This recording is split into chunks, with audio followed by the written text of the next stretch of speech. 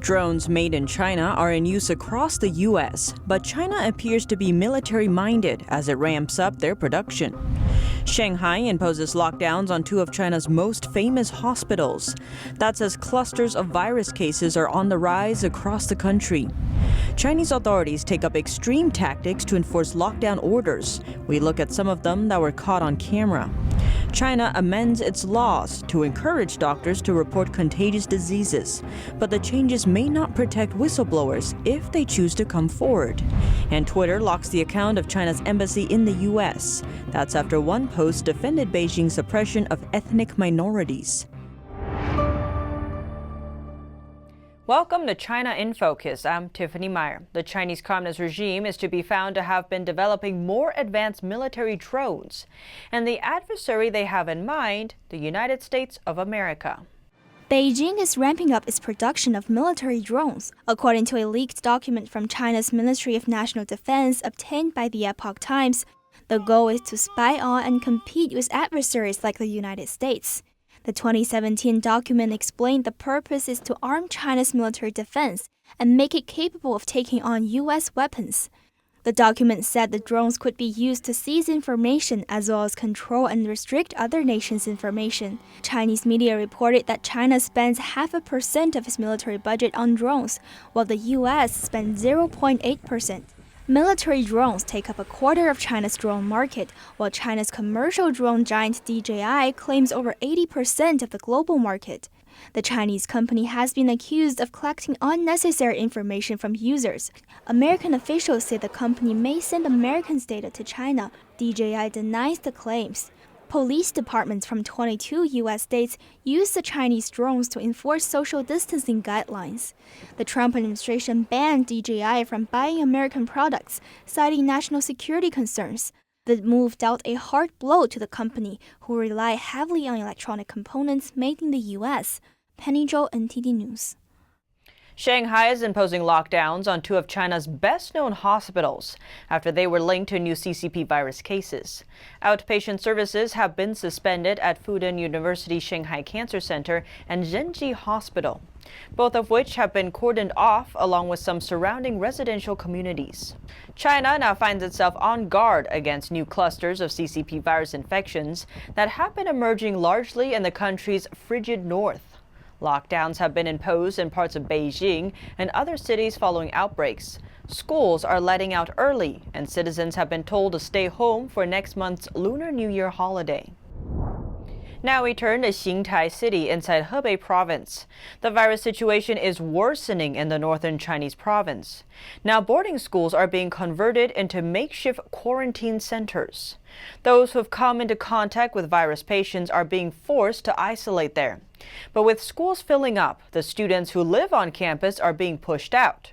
On January 10th, authorities converted dormitory buildings at Fengyi Middle School into virus patient isolation rooms. The school's non-local students were then sent to designated classrooms where they spend the night. Parents expressed concerns about the presence of suspected virus carriers being housed in the school. Some parents explained the situation to our sister media, the Epoch Times, revealing that non-local students weren't allowed to go home until 3 days later. A video posted online also shows a similar situation at another school located in the same city. Netizens commented online, questioning whether creating mass quarantine centers inside schools would actually raise the risk of infection. Now we zoom in on two viral videos circulating in China. They reportedly capture some of authorities' most extreme tactics to slow virus spread. The first video shows what happened when one man from Shijiazhuang, the capital city of Hebei province, went out to buy a cigarette. At the time, his home district had already gone under lockdown. On his way, he was stopped by security. To stop him from leaving, the guards surrounded him and tied him to a tree. One of the guards yelled at him, threatening to beat him to death if he came out again. Chinese authorities have been known to make examples out of people to discourage rule breakers. The incident was captured earlier this week. The video has since gone viral on Chinese social media. Chinese lawyer Lu Yenge responded to the issue, saying more terrifying than the pandemic is the party's surge of control. Another viral video from Heilongjiang province shows a similar case. An elderly man was spotted trying to board a bus on Monday, but he was refused because he couldn't produce the right health code. That's because he doesn't own a smartphone. In China, all citizens face checkpoints where they're made to show health tracking codes. The person's recent virus test results and other health data are displayed when the code is scanned. Blocked by the bus driver, the man lost his temper and used a shovel to smash the bus windows. The outburst left 2 of them broken. But the incident isn't the first of its kind. Since the pandemic started, many of China's elderly citizens who don't own smart devices have faced similar issues. Chinese netizens sympathize with the man online, urging authorities to provide options for people who don't have smartphones. Some suggested communities give out written documents certifying health status. Chinese-made virus test kits are once again making headlines. The latest case is prompting netizens to question their accuracy. One man in China has reportedly been tested for the virus 10 times. His most recent test result shows he contracted the virus, though he remains asymptomatic for now. His previous 9 tests all came back negative. The man lives in Hebei province, a region labeled by authorities as high risk for virus spread. Chinese state-run media reported he was sent to a hospital for quarantine after his wife was confirmed to be infected. But netizens voiced concerns about the accuracy of virus testing on public forums. Some suspected the man contracted the virus from visiting a quarantine center in order to get tested, adding that people should avoid them. Earlier this month, the director of Dalian City's Civil Affairs Bureau described a similar situation, saying someone had taken 11 virus tests, only for one, the last, to come back positive. Other districts have reported people coming in for 6 rounds of testing, with only the last reading positive. The controversy follows similar concerns last year. China had exported a large amount of virus test kits to other countries, which were soon found to have very poor accuracy rates, sometimes less than 50%. Despite the reports, the Chinese regime has maintained that medical staff abroad were simply using the Chinese tests incorrectly. The CCP is considering amending laws that regulate medical professionals, but critics say it fails to address the issue of whistleblowers getting silenced by authorities. The party is proposing a new amendment that would encourage doctors to report outbreaks of unexplained illnesses in a timely manner. But the law would also require the doctors to take directions from health authorities. The proposed amendment is allegedly based on, quote, successful experience and actions in coping with the CCP virus pandemic. In the early days of the CCP virus outbreak in China, however, some medical professionals were accused of fabricating rumors. Authorities punished them for sounding the alarm over the outbreak. One Wuhan doctor died of the virus he warned people about. That's why Chinese netizens were skeptical about the amendment. One commented on Chinese social media platform Weibo, quote, do you really think the doctors are the cause of the problems? Another said, would the doctors be safe if they report the incident? Yet another said, please also pass legislation to protect the whistleblowers. Now we turn to a diplomacy competition between India and China. India is giving out millions of doses of CCP virus vaccine to its neighboring countries. This as India and China are competing for influence in Southeast Asia. India has an edge when it comes to vaccine diplomacy. It's one of the world's largest vaccine makers and produces over 60% of the world's vaccine doses. The vaccine that India is giving out is licensed from Oxford University and the pharmaceutical company AstraZeneca. China's vaccines are produced by its own state-owned companies. Several countries have received their vaccine gifts from India, and more are on the way. Myanmar has received over 1 million doses from India this Friday. This comes after China promised Myanmar last week that it would donate 300,000 doses. Nepal also received 1 million vaccine doses from India. This might help repair relationships between the two countries. Their relationship has been strained by territorial disputes. The Chinese regime also says it would donate vaccines to Nepal and is currently waiting for approval. Meanwhile, the Chinese regime also promised to donate to Bangladesh 100,000 vaccine doses, but Bangladesh refused to contribute to the development cost. And now the donation is up in the air. Bangladesh then turned to India. It has since received a donation of 2 million doses. India's rival Pakistan is set to get 500,000 doses from China. while Sri Lanka and Afghanistan are waiting for vaccines from India. The Chinese regime is threatening retaliation against Sweden. That's because Sweden has refused to use equipment from Chinese telecom giants Huawei and ZTE in its 5G network rollout. China's Commerce Ministry on Thursday urged Sweden to, quote, immediately correct its approach, adding that the country should, quote, consider the overall position of economic and trade cooperation between the two countries. The U.S. government has long warned against the national security threats Huawei poses. The telecom company was founded by a former Chinese military officer, and the U.S. State Department has warned that its technology could be used for espionage. The U.S. already imposed sanctions on ZTE for exporting equipment to Iran that could be used by the military. All Chinese companies are also required by law to share intelligence with the Communist Party if asked. The Chinese regime denies having control over the two companies, saying they're private businesses. A Political report called Ericsson a potential target of the regime. The Swedish telecom company makes roughly 10% of its revenue from the Chinese market.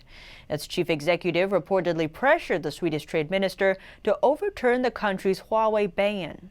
The threats come amid already tense relations between the two nations. The northern European country has been demanding China release a Swedish bookseller. He's been detained by Chinese authorities since 2015 for publishing books critical of the Communist Party. Now we look to the European Union. Many EU lawmakers are expressing their concern over a new investment deal between the EU and China. The European Parliament has yet to approve the deal. On Thursday, the European Parliament passed a resolution by a wide margin. The resolution says Parliament members regret that the EU rushed to sign the deal without taking actions on human rights violations in China. It adds that lawmakers will, quote, carefully scrutinize the agreement before voting on it. The EU made an investment deal with Communist China last December. President of the European Commission believes the deal would give European investors unprecedented access to the Chinese market. The deal comes as the CCP faces isolation and criticism on the global stage over its handling of the CCP virus pandemic and its human rights violations. German Chancellor Angela Merkel backs the deal because it may potentially benefit German car makers. In 2020, China surpassed the U.S. as the EU's largest trading partner. Trade between the two entities reached almost $600 billion. The European Parliament also passed two other resolutions in support of Taiwan this week. The resolutions express concern over the CCP's military threats against Taiwan. It also applauds Taiwan for its success in controlling the CCP virus pandemic. So far, Taiwan has fewer than 900 CCP virus cases. Taiwan, officially known as the Republic of China, has a population of close to 24 million. Now we turn to Twitter. The messaging platform has locked the account of China's U.S. embassy. That's after it posted a defense of Beijing's suppression of ethnic minorities in the country's Xinjiang region, saying the CCP is helping people there to free themselves. The Trump administration in its final hours accused China of genocide in that region. Biden's Secretary of State nominee said he agrees with the label. Twitter explained the Chinese embassy's post violated its stand against dehumanizing people. This after a spokesperson told Fox News that China's Twitter posts don't break the social media platform's rules. The Chinese regime and its state media have a record of posting unconfirmed allegations and threatening foreign officials who speak out against Beijing. For example, the regime spokesperson claimed without evidence that the U.S. Army brought the CCP virus to China. And Chinese state media also threatened to, quote, wipe out the president of Taiwan. A Taiwanese lawmaker questioned why Twitter allows the Chinese regime to issue death threats on its platform. Another asked why those messages aren't considered an incitement of violence. The Chinese accounts mentioned above are still up and running for now. Over 300 academics and scientists in Australian universities and research institutes have been found to work for China. They've been identified as part of Beijing's talent recruitment programs. The allegations raise questions over potential conflicts of interest and fraud. Alex Joski of the Australian Strategic Policy Institute, or ASPI, says as many as 600 could be connected to Beijing-backed partnerships. The recent distribution includes some major Australian universities.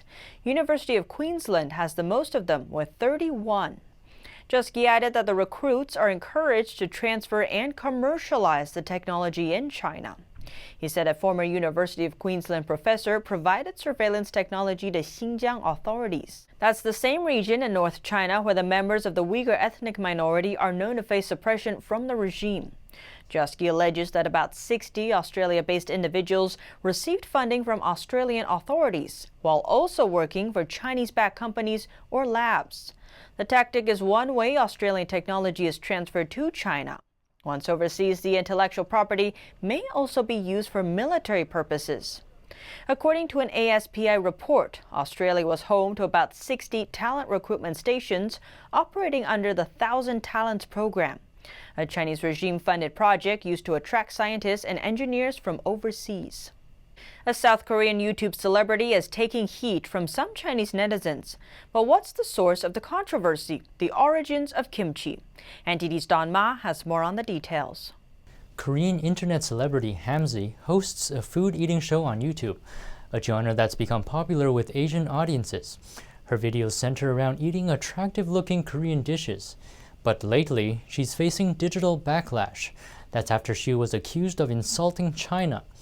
In a video posted last week, she supported a comment that said kimchi is a Korean dish. This popular side dish is made of salted and fermented vegetables. But the move angered her Chinese fanbase. That's because many Chinese people claim kimchi is a Chinese dish.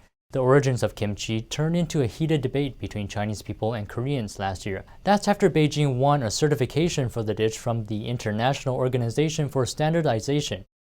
It's a body responsible for determining quality standards across nations for trade.